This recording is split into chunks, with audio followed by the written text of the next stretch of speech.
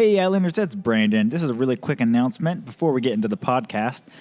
This podcast was actually recorded before the shelter in place was actually announced. So you'll hear that we're talking together and that we're out and about, but that was actually recorded far before any of this came into place. So anyways, just wanted to put that out there for you guys. Without further ado, here we go. Hey Islanders, and welcome to episode 38 of the Camano Voice.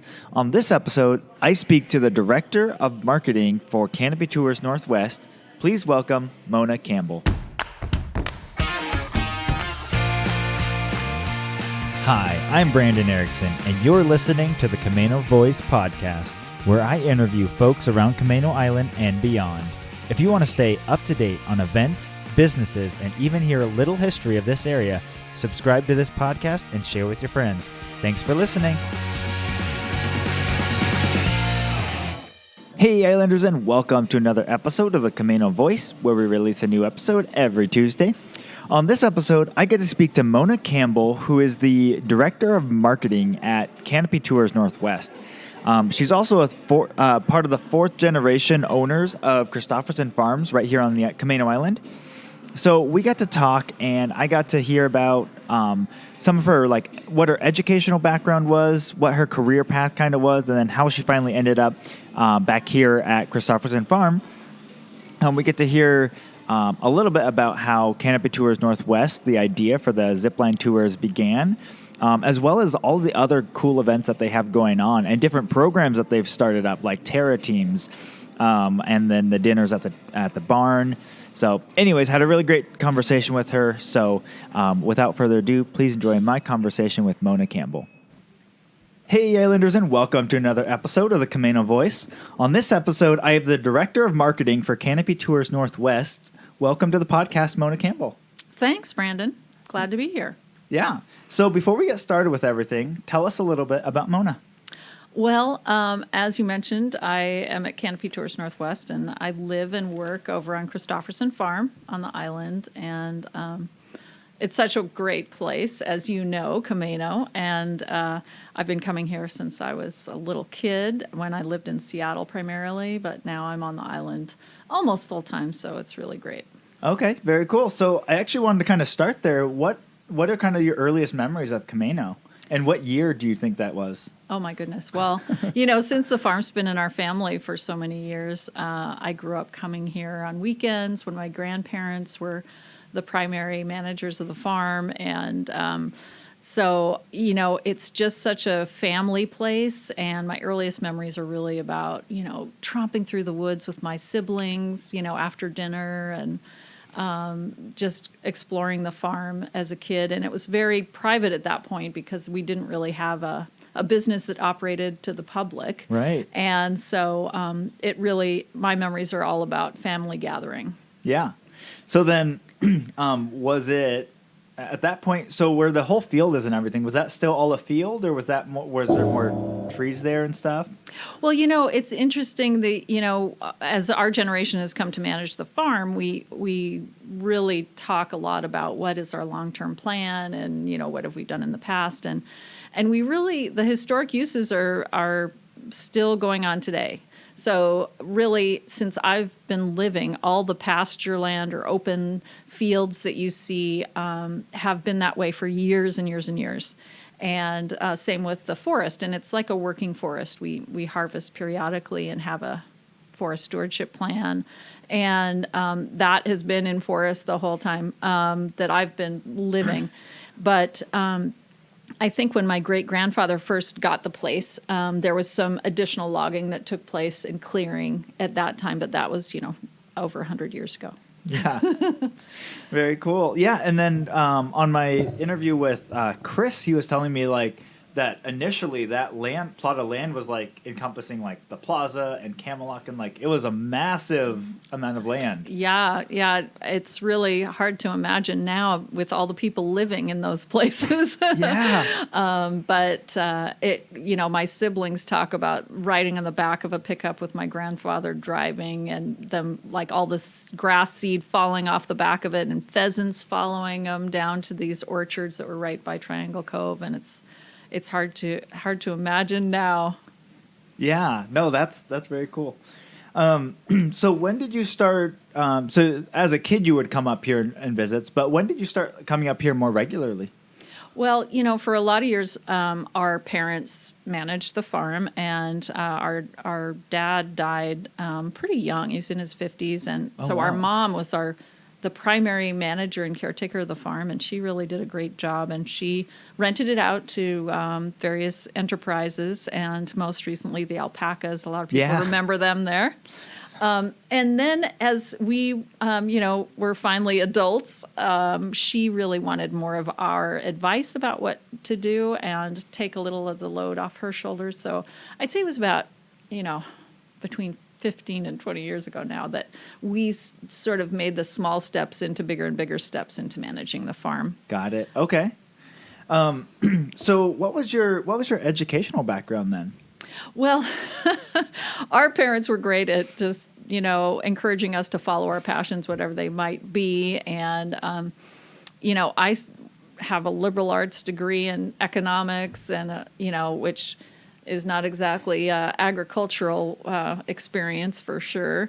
But, at the time I was interested in living away from home, and I lived in New York, and that was a great degree to have, to work in finance in New York, and I did that for a bit. And then I really appreciated the Northwest the more I lived away from it, and really, Yeah. just all the trees and natural beauty. And so I decided to go back to school after sort of studying landscape design a little bit on my off time from working in finance. And then I decided I'm going to go back full time. I'm going to go back and get my master's in landscape architecture, which I did. Okay.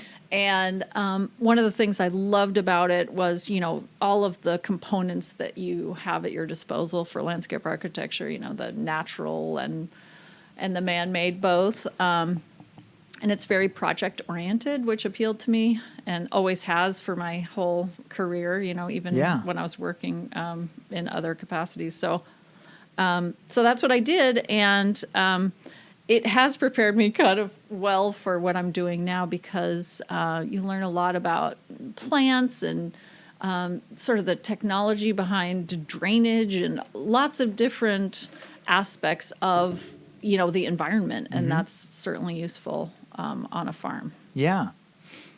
So when you were in New York, were you actually living like in New York City? Yeah, or? in Manhattan. Yeah. Okay. Yeah, it's a little different than island life. Yeah. What type of finance were you in?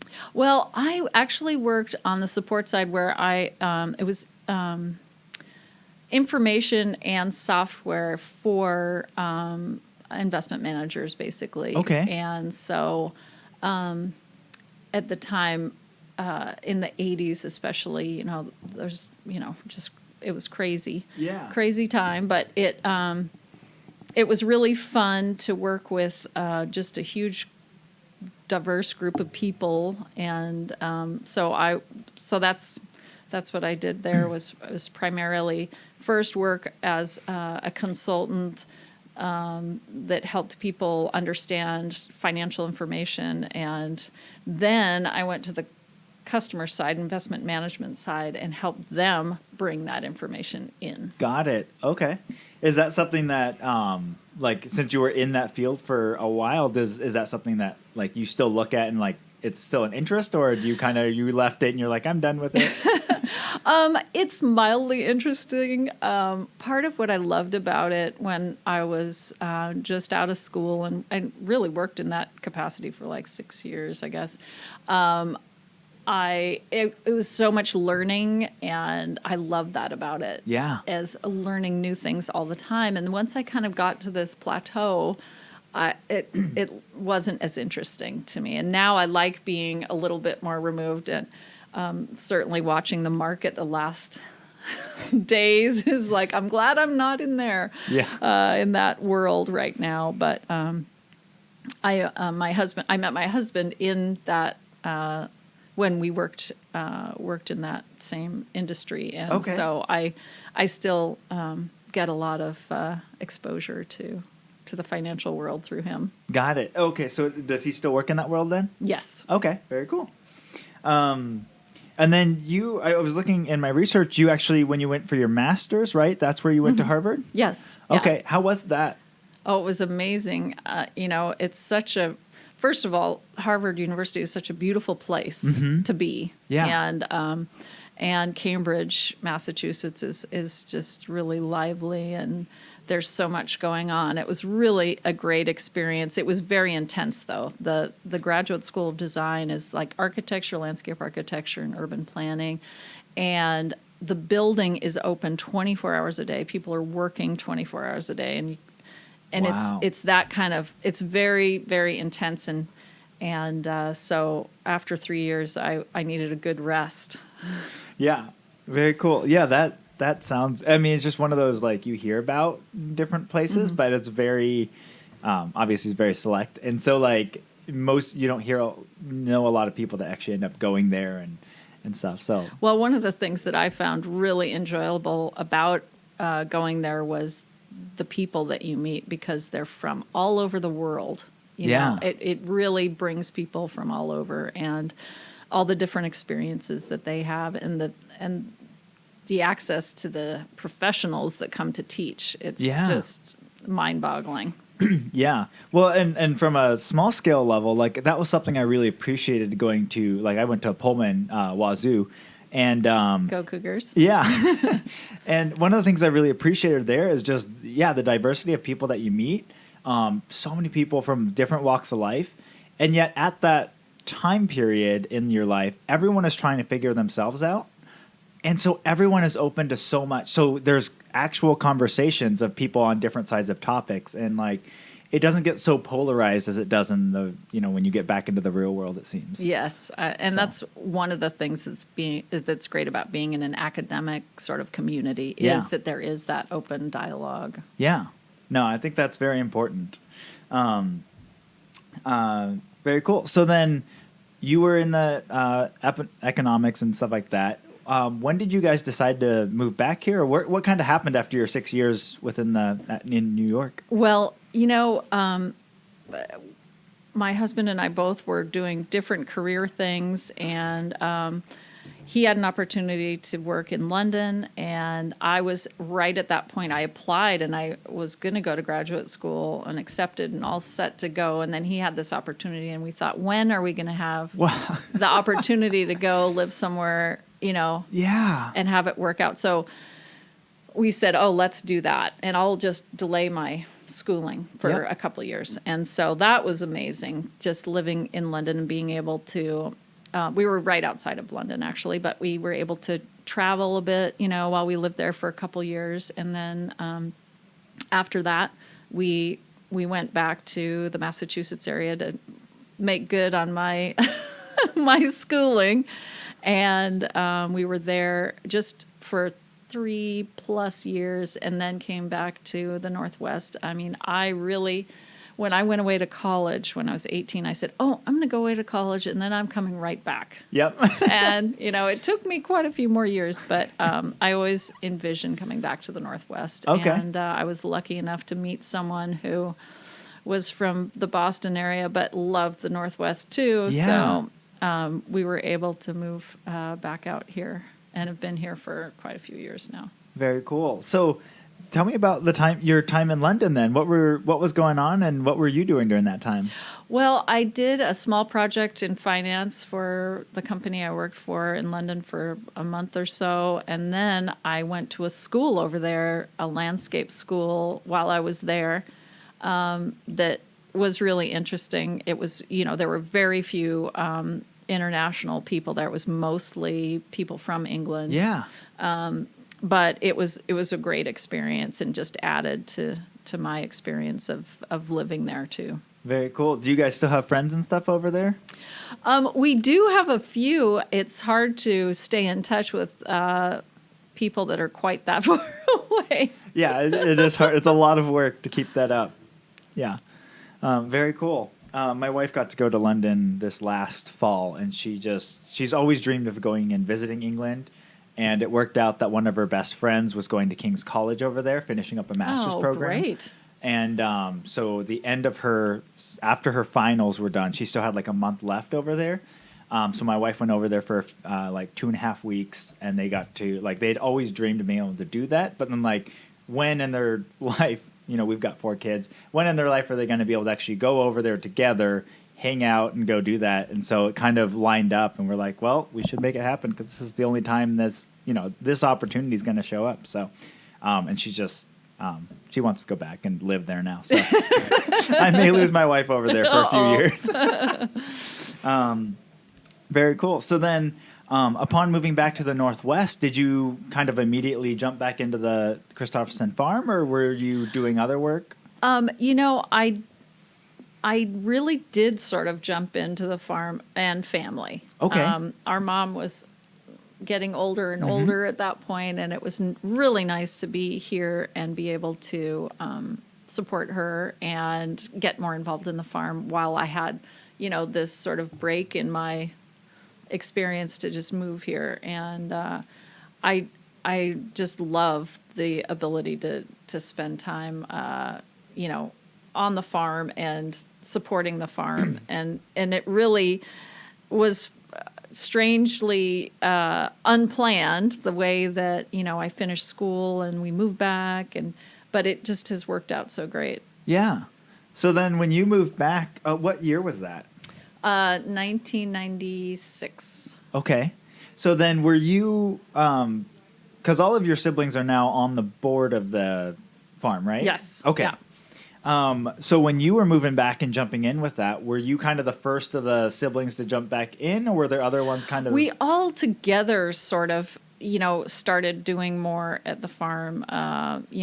Chris and I had more flexible schedules, so we started coming up like weekly. Every week we'd come up for a day and sort of say, okay, what needs to happen? What do we want to do? And then, that was well before our tenants left. Yeah. And so that was sort of the slow migration to us really managing full time. Okay. So then, when I was talking with Chris, I got to hear a little bit of the history of the Kristoferson family and like kind of the whole, just starting in Seattle and moving up. But so you started working when the alpaca people were still there. Then were you part of the group that was on the trip with the Canopy Tour stuff? Oh, yes, definitely. So my husband and I ziplined in Canada. Okay. As part of a work sort of conference or something like that, where you get to do different activities in the afternoon for fun. And they had ziplining at Whistler, and we were like, oh, yeah, let's try it, and that was, in 2007 or somewhere in there. Yeah. And we had a great time. And then my sisters and I kind of have a routine trip that we take together. And I said, you guys, we should zip line when we're, on our trip. And they all loved it. And then, when we were starting to really consider businesses for the farm, we started by talking amongst ourselves, well, what's our mission there, and what are our goals? And we threw that all out there, and then we're like, well, okay, what businesses could fit, this? And we were thinking, maybe a conference center type thing, meeting center, all these different ideas were floating around. And then Chris was the one that said, well, what about a zipline tour? And we're like, oh my gosh, that sounds so scary. This is our precious property, and it sounds risky. And, but it fit all of our, our mission there very well, because, we're very concerned about kind of maintaining the historical uses there, and we want our family use to continue, and we also care a lot about the environment and conservation, so we want anything we do to be ecologically, positive. So ziplining fit that really well in terms of being very low impact, and it allowed us to really share this beautiful place with more people. Yeah. And so we then at that point said, well, we need some expert advice on this. And so we started to research, and we had some consultants come and talk to us about the possibilities in our property and would it fit. And we discovered that, yes, you can insure a zip line tour. And, Okay. You're like, that's first step. yeah, right. And so it just has been a great experience since then. And it certainly was a challenge early on because, we had to get permitting, of course, for it. And the county had never seen anything like it. And it was a time when the county had really contracted their staff also. So that was a long process to try and get. It took us a couple years to get that, in line. And then once we did, we're like, okay, let's hurry up and get this thing built. And it was really, it's been over, let's see, this is our 9th year. So. Oh, very cool. Congratulations. Thank you. All right. So I want to actually go back a little bit. So you said you guys started kind of putting together like your missions and goals for the farm. What was that process like for you guys? Like when you first all came to the table, were there differences of opinions, like people thinking that it should be one way or the other? Not so much. I mean, we have the good fortune of all, being siblings that all grew up together, and we get along quite well. And, and I think that, especially the large strategy, sort of long-term view, we share so much, so that it was a pretty easy process. I mean, we certainly, as the business has grown, it's been more of a challenge, just sort of like, okay, what's family, what's business, and how do you, navigate that? You probably have some experience in this.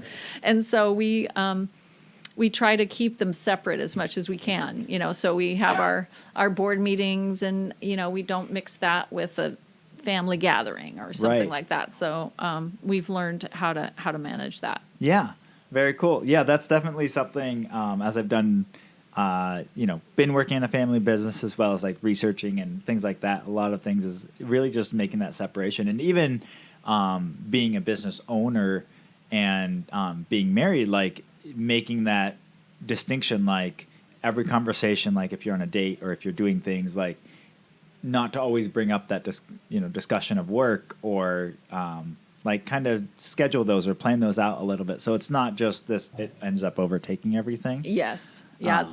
So because it on one hand it's really exciting, there's a lot of new things, and you're like, oh, this happened and this was exciting, right. But it does get, you start going over, and you've got to make sure that you have family time too. So yes, yeah, that's so true. So then what was kind of the what were some of the missions and goals that you guys came out of that with? Well, we came out actually with, I think, a pretty good mission statement in terms of being succinct about what we really want for the place, and that is Kristoferson Farms celebrates family, honors heritage, and respects the land. Yeah. And those three components are really what we're all about, is, family, history, and sort of making the environment better than when we found it. Yeah, that's very cool. And I think it's, I just remember, because when it was all you guys were in that process of like launching and everything, like I was in college, and, but I remember coming back and hearing about like, oh yeah, they, Camano now has a zip line tour. And I was like, Camano has a what? And I just think it's been really neat to be able to see that year after year, guys have seemed to be growing, and more and more people are hearing about it, and that people come from all over to like come and do it. And I just think it's really cool that you guys have grown that so successfully. Well, it certainly has been rewarding for us. Yeah.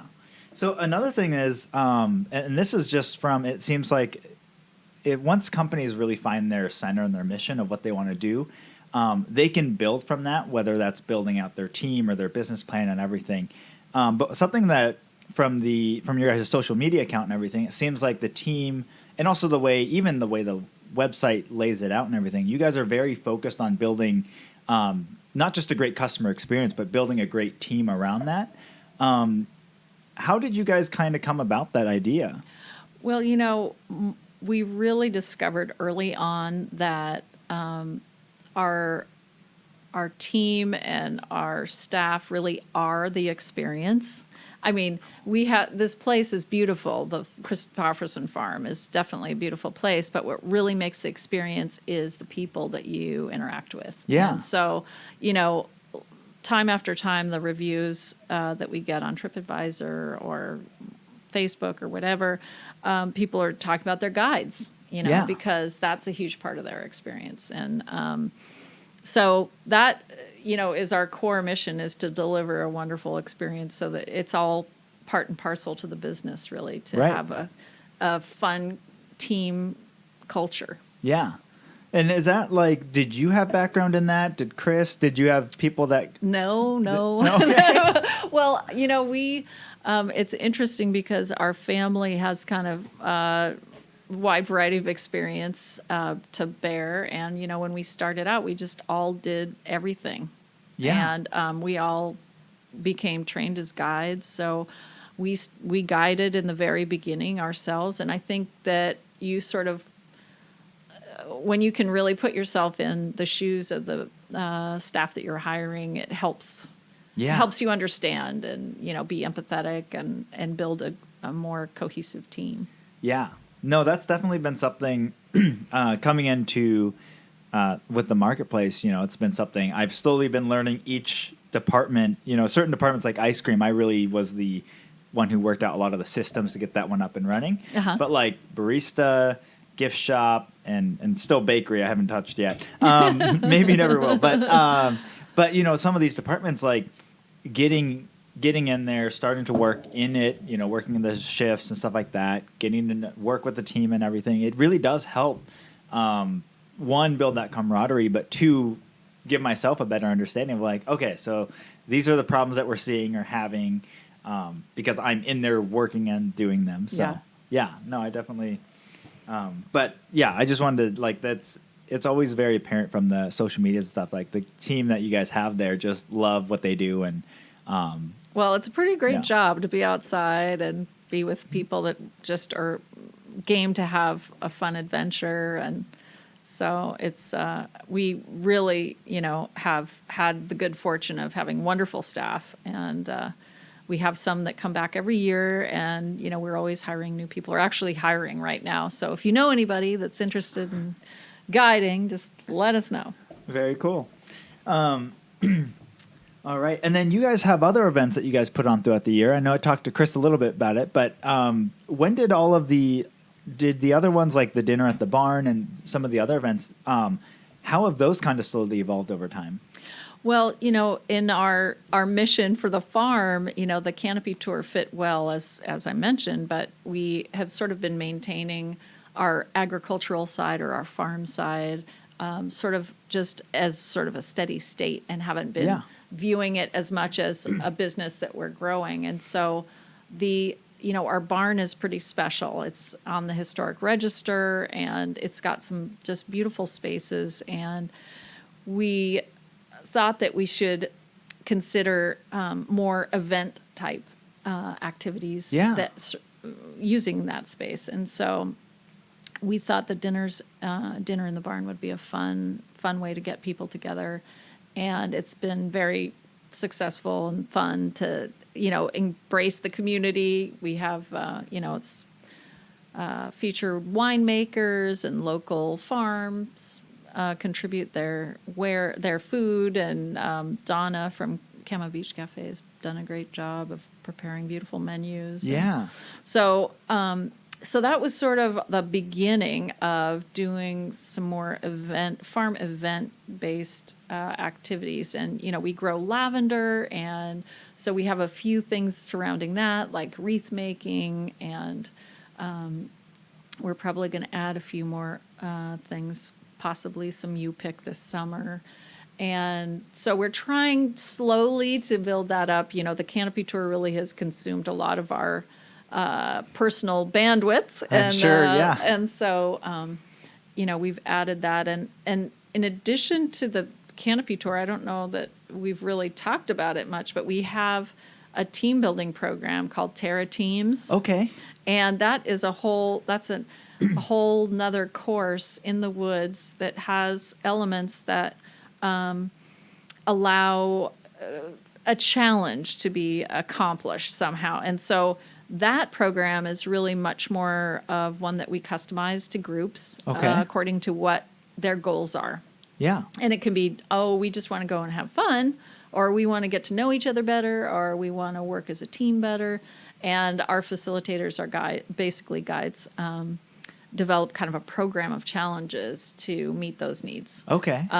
And so that's really something we're excited about this year, because we have this beautiful facility to use, and it's kind of neat to combine with the zipline tour. Sometimes a team building event will do some elements on that challenge course and then do 2 zip lines to finish off or something like that. So that's kind of fun. But I guess to bring it all around, what some of what our goals are is about making the farm a destination for all kinds of different activities, whether it's dinners, zip lining, team building, a workshop.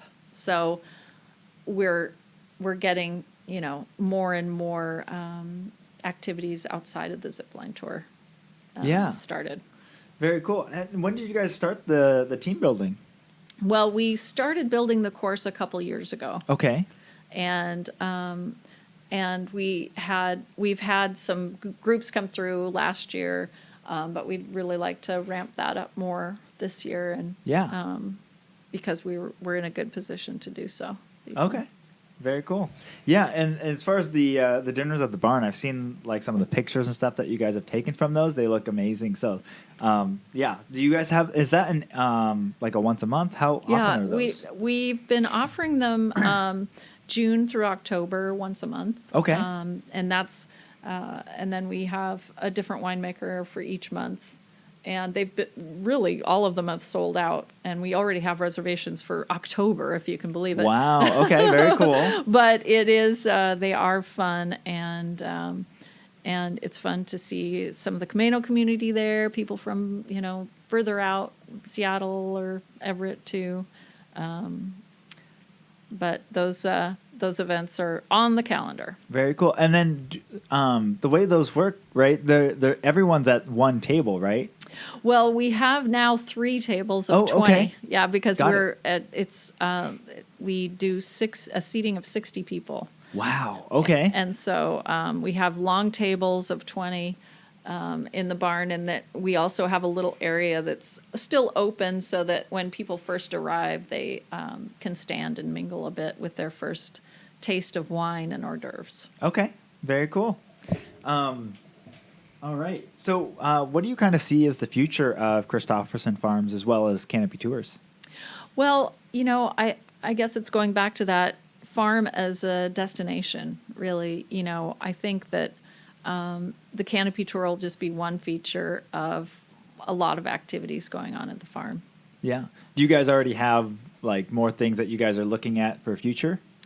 Not exactly anything I can speak to specifically. Mm-hmm. I think that, we certainly want to continue to develop our farm events. Yeah. And so I think that between our team building course and our zip lining and sort of farm events, that by expanding kind of those and how they all fit together is a good long-term strategy for us. Yeah.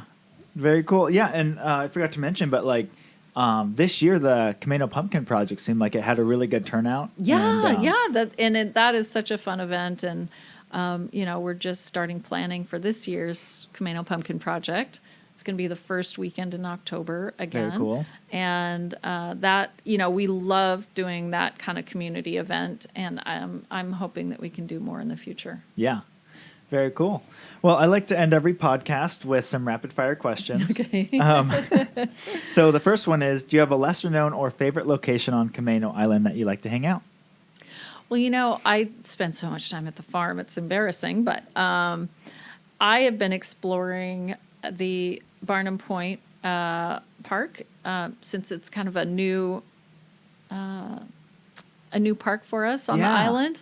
And it's big, and so when I've been able to take a little time, I've been doing some of the trails there. Yeah.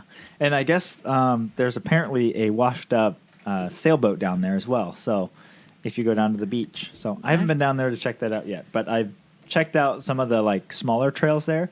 Haven't gone all the way down to the beach yet. So I plan on doing that this summer. You got to do it. Yeah. That's beautiful. All right. Pretend you have a friend coming from out of town to visit. What would their first day look like here? That's a good question. So I think I would encourage them to go to like maybe Camano Commons for some good coffee and the Bake Cafe for breakfast. And then, they have to zip line at some point in the day. No question. But, I would head to Cama Beach and, check out the Center for Wooden Boats. I mean, I think that's such a unique facility that we have here on the island that's so special. And between the park, which is beautiful, and the access to the water with the Center for Wooden Boats, I think I would include that for sure. Yeah, very cool. Who is an interesting or fascinating person in this community that I should interview next? Well, I was thinking about that, and I think Carla Matsky would be a great person to interview. All right. Let's see. Yes. Yeah, I've had her. Some other people have mentioned her as well, and I have not gone down to like the sculpture park down there yet. Oh, it's so beautiful. But yeah, I've heard a lot of really cool things about it, so I want to check that out. There's a lot of things. I started this podcast in August of last year, and so as I've been getting more and more suggestions of places to check out, it started raining. And so I was like, I'll wait till next summer. So this summer I need to go lots of trips around the island. Awesome. All right. Lastly, if you could have a message on a billboard on Camano right as you're driving up, what would that say? Well, I'd have to go with something really, broad and positive, like, peace, love, and joy, and wash your hands. Something like that. All right. Very cool. Well, thank you so much for joining me on the podcast today. Oh, thanks for having me, Brandon. It's fun to chat. Yeah. All right. And Islanders, I will talk to you on the next one. Well, a big thank you to Mona Campbell for joining us on the podcast today, and thank you for listening. If you haven't already, be sure to rate, review, and subscribe to this podcast on your favorite podcast platform. It helps us to be found by other Islanders like yourself. And for more information on anything talked about in this episode, go to CamanoCommons.com/EP38. That's CamanoCommons.com/EP38. Thanks for listening, and see you next time.